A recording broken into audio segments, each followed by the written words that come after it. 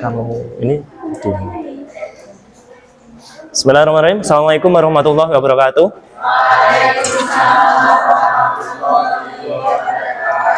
Di pertemuan kali ini kita lanjut akuntansi perbankan syariah untuk materi ijaroh dan ijaroh mutahiyah bitamlik, penjordanan transaksinya. Ingat, untuk ijaroh definisinya adalah sewa setelah masa akad berakhir, berarti barangnya wajib dimiliki atau dikembalikan? Dikembalikan. Kalau ijaroh mutahiyah bitamlik, selain sewa ketika akad berakhir, berarti barangnya ada opsi untuk bisa dibeli atau dimiliki oleh si penyewanya. Secara garis besar sudah saya tulis di slide. Ijaroh berarti akad sewa menyewa, pemindahan hak guna milik. Ketika barangnya sudah selesai, kontraknya sudah selesai, barangnya wajib dikembalikan. Ijaroh mutahiyah bitamlik, akad ijaroh artinya ada tambahan, waktunya selesai sewa, barangnya boleh dimiliki oleh si penyewa. Rukun dan sebagainya bisa Anda baca, pada dasarnya hampir mirip dengan akad-akad perbankan syariah yang lain. Ada transaktor, kalau di mudarobah, musyarakah, murabahah itu ada pembeli, penjual, disesuaikan. Kalau di ijaroh berarti penyewa dengan orang yang mempunyai barang sewa. Penyewanya berarti nasabah. Barang yang disewa, orang yang mempunyai barang sewa berarti siapa? Banknya. Kemudian ada barang sewanya, kemudian ada akad atau ijab kabulnya. Seterusnya, untuk rukun yang menurut DSN MUI bisa Anda baca sendiri. Alur transaksi ijaroh maupun ijaroh mutahiyah bitamlik boleh Anda baca sendiri juga. Kita langsung masuk ke case atau studi kasusnya dari akad ijaroh dulu. Kita belajar akad ijaroh dulu. Ijaroh berarti sewa. Ketika sudah selesai, barangnya wajib dikembalikan. Misal di sini ada PT ABC. PT ABC menginginkan kegiatan transaksi sewa sebuah barang, misalnya mobil, kepada bank syariah, bernegosiasi dulu, dan seterusnya. Dengan ketentuan atau informasi yang diperoleh ketika bernegosiasi adalah harga perolehan barang, mobil yang pengen pengen disewa oleh PT ABC, harga perolehannya adalah 120 juta. Kemudian umur ekonomis barang, umur barang tersebut, barang asetnya 5 tahun atau 60 bulan, 12 bulan dikali 5. Masa sewa PT ABC rencananya akan menyewa tersebut selama 2 tahun atau 24 bulan. Nilai sisa umur ekonomis 0 rupiah, sewa per bulan 2.400.000, biaya administrasi 480. Untuk mencari sewa per bulan biaya administrasi, bagaimana Pak caranya? Kalau semisal di soal belum ada, langkah pertama yang harus Anda lakukan adalah mencari besarnya penyusutan dari barang sewa tersebut atau aset ijaroh tersebut. Di soal sudah jelas, ya, harga perolehannya berapa, masa sewanya berapa, umur ekonomisnya berapa, dan seterusnya. Menghitung penyusutan per bulan dari transaksi ijaroh saja, tanpa mutahiyah ya, ijaroh saja, rumusnya menggunakan harga perolehan dikurangi nilai residu atau nilai sisa dibagi jumlah umur yang jumlah bulan umur ekonomis. Harga perolehan kulaannya dari bank, dari pemasok 120 juta dikurangi nilai sisanya adalah 0 dibagi jumlah bulan umur ekonomis. Di soal sudah disebutkan adalah 5 tahun atau 60 bulan. Sehingga penyusutan per bulan didapat 120 juta dikurangi 0 dibagi 60 sama dengan 2 juta rupiah. Menghitung penyusutan per bulan. Kemudian bagaimana untuk menghitung pendapatan ijaroh per bulan, atau bahasa lainnya adalah jumlah besarnya angsuran yang harus dibayarkan PT ABC si penyewa kepada bank tiap bulan selama 24 bulan. Rumusnya adalah, misalnya kebijakan keuntungan sewa adalah 20% dari modal barang yang disewakan. Dengan menggunakan rumus pendapatan ijaroh per bulan, modal penyewaan ditambah N%, jumlah persennya, dikali modal penyewaan. Modal penyewaan dari mana Pak? Dapatnya dari penyusutan yang sudah dihitung sebelumnya. Modal penyewaan sama dengan apa? Penyusutan. Sehingga didapat 2 juta rupiah ditambah 20%-nya dari soal dikali 2 juta. 2 juta ditambah 0,2 dikali 2 juta 400.000. Totalnya pendapatan ijaroh per bulannya adalah 2.400.000 rupiah. Ini yang harus dibayar oleh nasabah PT ABC si penyewa selama 2 tahun kepada Bank Syariah. Paham ya? Untuk mencari modal penyewaan sama dengan diambilkan dari penyusutan. Cukup jelas sampai di sini? Jelas. Kemudian untuk biaya administrasi, kalau semisal di soal tidak disebutkan Pak, Anda harus mencarinya dengan menggunakan rumus seperti ini. Misalnya untuk besarnya biaya administrasi adalah 1% dari modal penyewaan dari penyusutan. Biaya administrasi rumusnya N% dikali modal persewaan dikali jumlah bulan. Sehingga didapat 1% dikali 2 juta modal persewaan, yaitu sama dengan penyusutan. 2 juta dikali 24, sehingga 1% kali 48 juta sama dengan 480.000 rupiah. Dengan ketentuan kalau misal diminta untuk cari biaya administrasi, misalnya di soal belum dituliskan, Anda pakai rumus yang demikian. Begitu pula untuk yang slide sebelumnya. Kita lanjut bagaimana untuk transaksi penjurnalannya. Sebelum terjadi akad antara bank dengan PT ABC, akad ijaroh, maka sebelumnya tadi kan sudah didahului dengan negosiasi, omong-omong ringan dulu antara nasabah PT ABC dengan Bank Syariah. Misalnya hampir deal tapi belum akad, maka bank akan mencarikan barang yang ingin disewa oleh si PT ABC. Misalnya tadi mobil, ternyata dapat di pemasok adalah harganya 120 juta rupiah. Ketika bank kulaan beli aset ijaroh yang akan disewakan kepada PT ABC, yaitu mobil, maka jurnal bank akan berbunyi, harganya misalnya 120 juta, tanggal 5 Juni 2024, debit persediaan ijaroh atau aset ijaroh, barangnya, ya, mobilnya, sebesar 120 juta rupiah. Kemudian, beli barang dari pemasok, ya, mengeluarkan uang sehingga lawannya adalah kredit kas atau uangnya tersebut langsung dimasukkan ke rekeningnya si pemasok sebesar 120 juta rupiah. Paham ya? Pengadaan aset ijaroh jurnalnya demikian. Teman-teman yang kemarin nilainya masih kurang bagus, sudah saya tandai warna kuning. Jadi semisal dari soal diminta Pak Fitrianto buatlah jurnal terkait bla bla bla bla, misalnya transaksi pengadaan aset ijaroh. Anda tinggal jiplak ini. Angkanya silakan Anda sesuaikan dengan di soal. Kemudian ketika terjadi akad, sudah saya warnai kuning. Jadi sudah langsung cepat Anda ngerjain. Akadnya misalnya tanggal 10 Juni 2024. Barangnya sudah dibeli oleh bank, harganya 120 juta. Maka ketika akad terjadi antara PT ABC dengan Bank Syariah, untuk akad ijaroh saja, debit aset yang diperoleh untuk ijaroh 120 juta, lawannya kredit persediaan ijaroh, barangnya dikasih ke PT ABC 120 juta rupiah. Ingat, di akad pembiayaan biasanya juga akan dikenakan biaya administrasi rata-rata. Di tanggal 10 Juni pula, jurnal bank akan berbunyi, debit rekening nasabah 480.000 rupiah, kredit pendapatan administrasi 480.000 rupiah. Kasus pendapatan administrasi ini misalnya 480.000 ini didebet langsung dari rekening nasabah. Kalau nerimanya kas berarti di sini debit kas.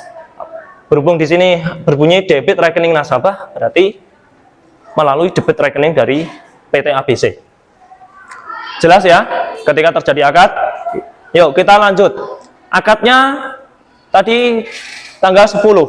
Berarti PT ABC mulai ngangsurnya kepada Bank Syariah mulai bulan apa? Mulai bulan Juli 2024 sampai 2 tahun ke depan atau 24 bulan mulai dari bulan Juli. Dicontoh di sini Karena saking banyaknya hanya dicontohkan 6 bulan saja. Ya. Jatuh tempo untuk angsuran pertama 10 Juli.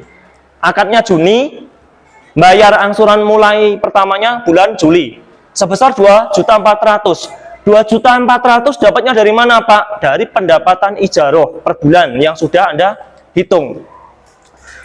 Kemudian 2.400.000 ini terdiri dari pokoknya, uang pokoknya 2 juta dan porsi ujroh atau fee ujroh. 2 juta dapatnya dari mana? Diambil dari penyusutan atau modal penyewaan. Kemudian sisanya kan masih 400 nih. Angsuran per bulannya 2.400.000 terdiri dari pokoknya 2 juta, sisanya 400 diakui sebagai fee atau ujroh. Porsi ujrohnya dari Bank Syariah. Paham sampai di sini? Nanti kalau angkanya berbeda tinggal Anda menyesuaikan. Ingat ya, modal penyewaan sama dengan penyusutan. Untuk bulan Juli sampai Oktober, sampai angsuran keempat ini, katakanlah PT ABC untuk angsurannya kepada bank dilakukan secara on time, tepat waktu. Jatuh temponya tanggal 10 setiap bulan selama 2 tahun, bayarnya sampai Oktober ternyata di sini on time terus. Sebesar 2.400.000. Khusus untuk yang November dan Desember ada kasus tersendiri. Untuk November seharusnya bayarnya 10 November, PT ABC baru bisa bayar 5 Desember.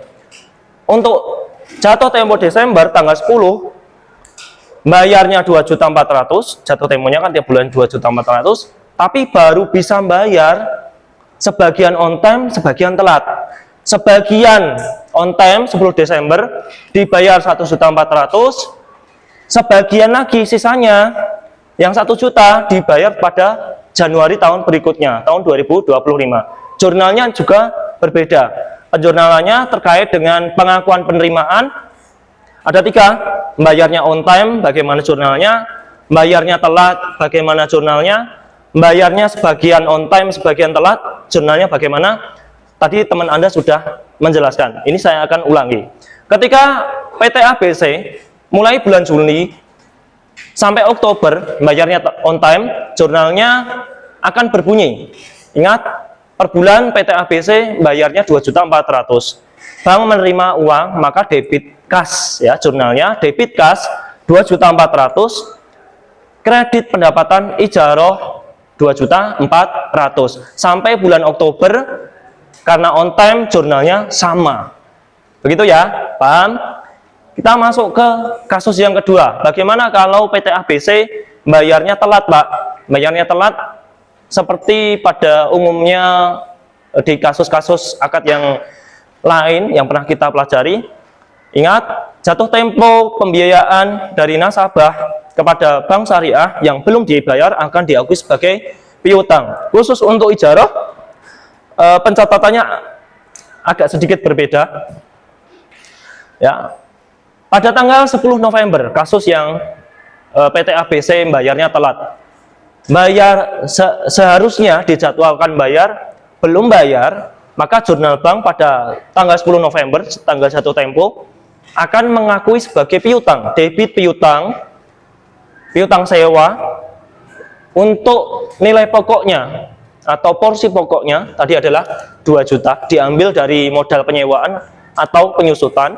Kemudian debit piutang pendapatan sewa, porsi ujrohnya tadi kan sudah kita jelaskan di awal, sebesar 400.000. Angsuran per bulannya menjadi lawannya kredit pendapatan ijaroh akrual. Akrualnya jangan sampai lupa kalau nanti diminta pas ujian. Sebesar 2.400.000. PT ABC tagihan November baru bisa bayar Desember tanggal 5. Ketika tanggal 5 Desember, bank menerima angsuran PT ABC sebesar 2.400.000, maka jurnalnya akan berbunyi debit kas 2.400.000, kredit piutang sewa dari pokoknya 2 juta, kemudian kredit piutang pendapatan sewa porsi ujrohnya 400.000. Masih ada lanjutannya, debit pendapatan ijaroh akrual untuk menghilangkan yang ini 2.400.000. Kemudian kredit pendapatan ijaroh akrual, kredit pendapatan ijaroh saja 2.400.000. Gampang ya sampai sini.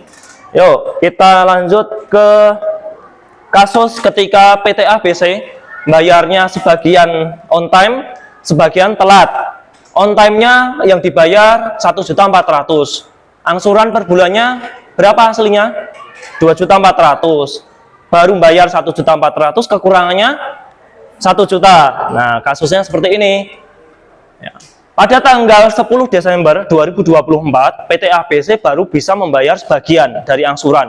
Katakanlah yang baru bisa dibayar adalah 1.400.000. Maka jurnal bank akan berbunyi debit kas, nerima uang 1.400.000, kemudian kekurangannya berapa? 1 juta kan?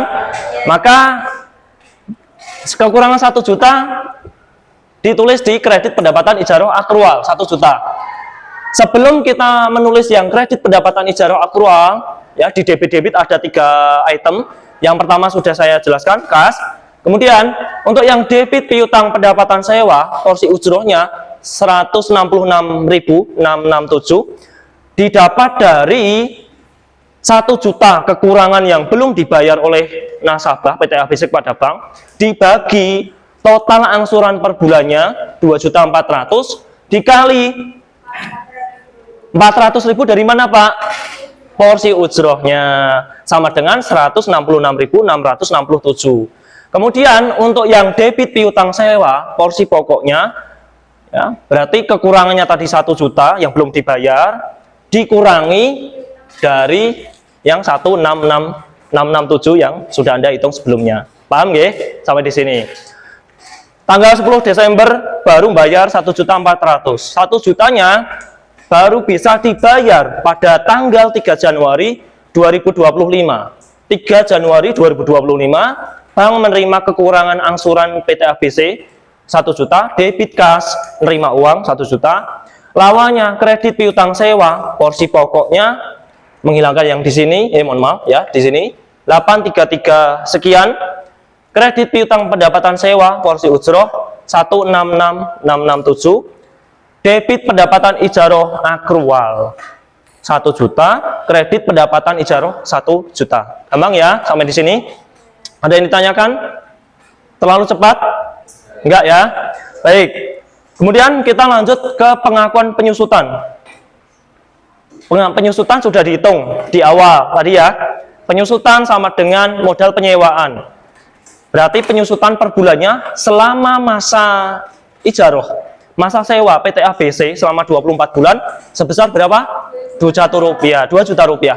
Dari bulan Juli angsuran pertama PT ABC kepada Bank Syariah sampai 2 tahun berikutnya atau 23 bulan berikutnya, jurnal bank akan mengakui penyusutan dengan cara menjurnal debit beban penyusutan pada bulan Juli 2 juta, lawannya kredit akumulasi penyusutan aset ijaroh 2 juta. Sampai bulan terakhir penyewaan, jurnalnya sedemikian. Paham ya? Gampang ijaroh? Gampang ya ijaroh? Kita masuk ke jurnal ijaroh yang terakhir terkait bagaimana Pak kalau semisal barang yang disewa oleh nasabah itu rusak. Rusaknya ada 2 opsi, mesti disengaja atau tanpa sengaja. Kalau rusak barang sewa faktor sengaja, berarti yang berhak mengganti, wajib mengganti adalah si penyewa atau nasabah.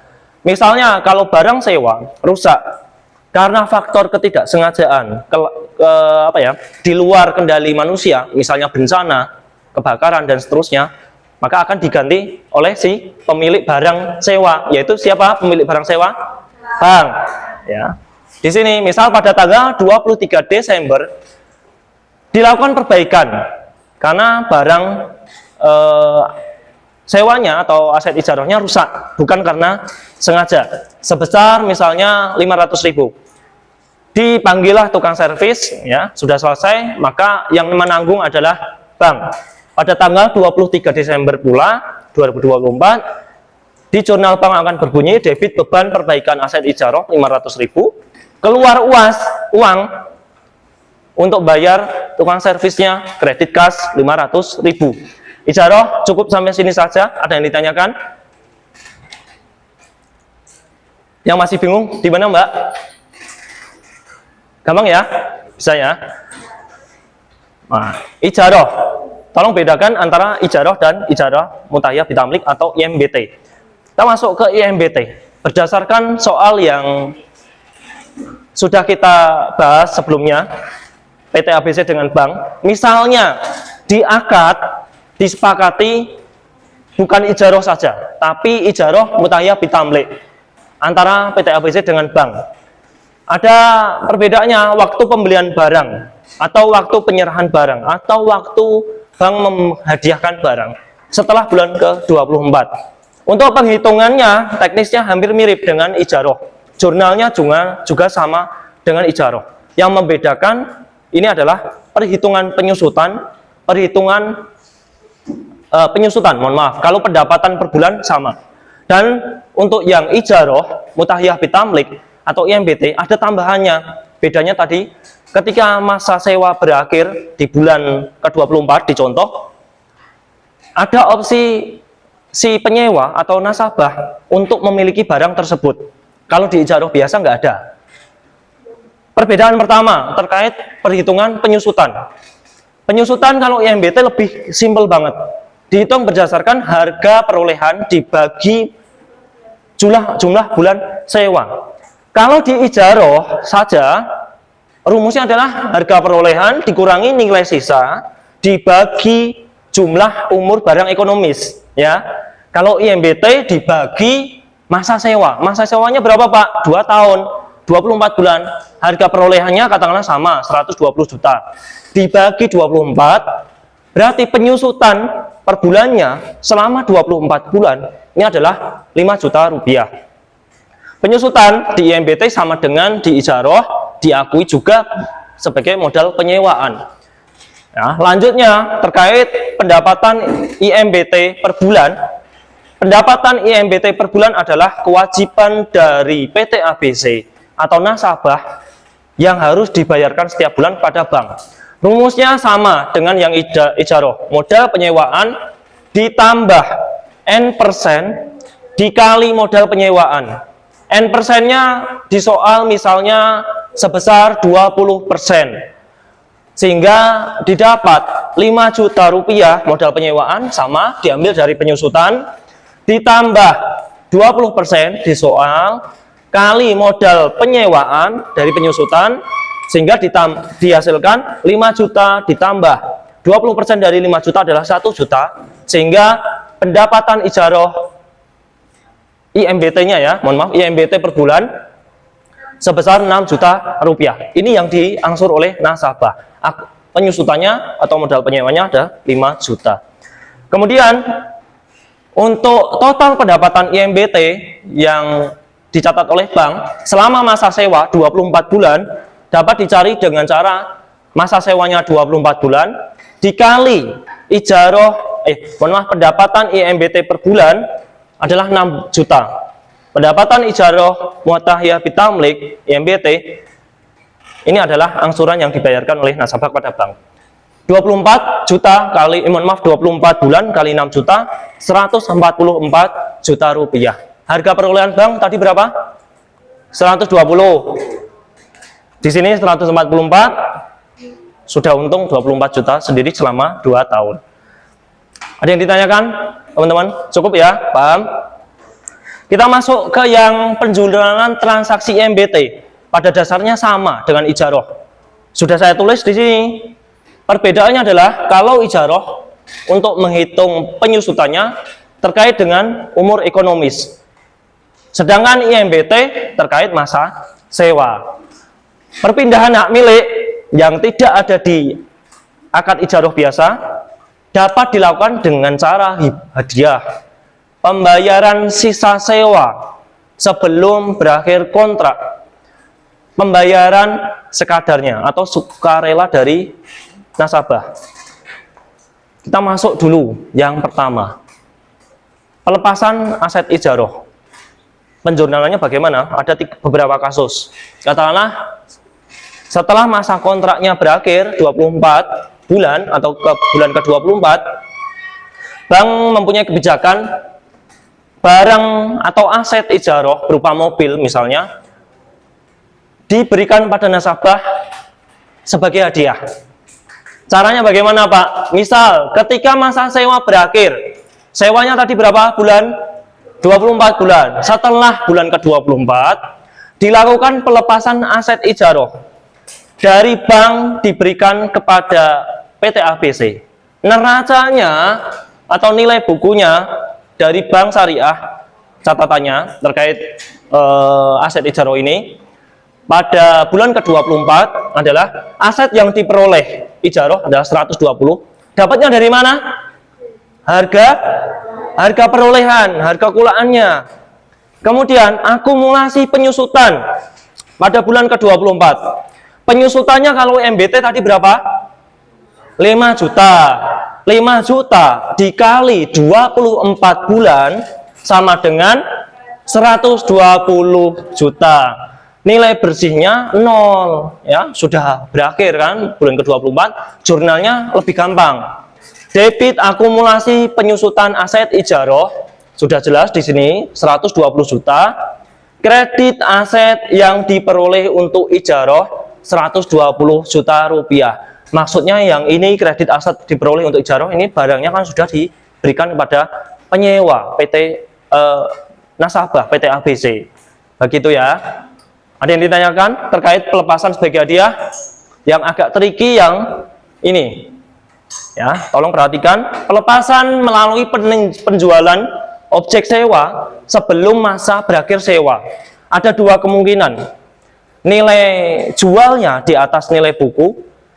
Yang kedua, nilai jualnya di bawah nilai buku. Di soal ini dicontohkan, dimisalkan setelah penerimaan pendapatan ijarah yang ke-20. Angsurannya tadi berapa? Jangka waktunya 24 bulan. Baru bulan ke-20 aset ijarah ini dijual bank kepada PT ABC si penyewa atau nasabah sebesar cicilan sewa kepada nasabah penyewa. Baru bulan ke-20, angsuran yang belum dibayar berapa? 4 bulan. Angsuran per bulannya, pendapatan IMBT per bulan tadi sudah dihitung berapa? 6 juta. Berarti 4 bulan yang belum dibayar atau sisa kontraknya dikali angsuran per bulannya, pendapatan IMBT per bulannya 6 juta rupiah. Totalnya berapa? 24 juta. Kemudian nilai buku aset di neraca pada bulan ke-20 adalah sebagai berikut. Aset yang diperoleh kulaannya 120 juta. Akumulasi penyusutan pada bulan ke-20. Akumulasi untuk IMBT berapa juta tadi? 6 atau 5? 5 kali 20 bulan. 5 juta kali 20 bulan. 100 juta. Nilai bersihnya adalah 20 juta rupiah. Penjurnalannya ini agak tricky, ya. Di sini belum disebutkan 24 juta. Anda harus ngitung, misalnya belum saya sebutkan, ya. Debit kas 4 kali 6 juta, 24 juta misalnya belum disebutkan. 24 juta rupiah. Debit akumulasi penyusutan aset ijarah. Sudah Anda hitung berapa? 100 juta.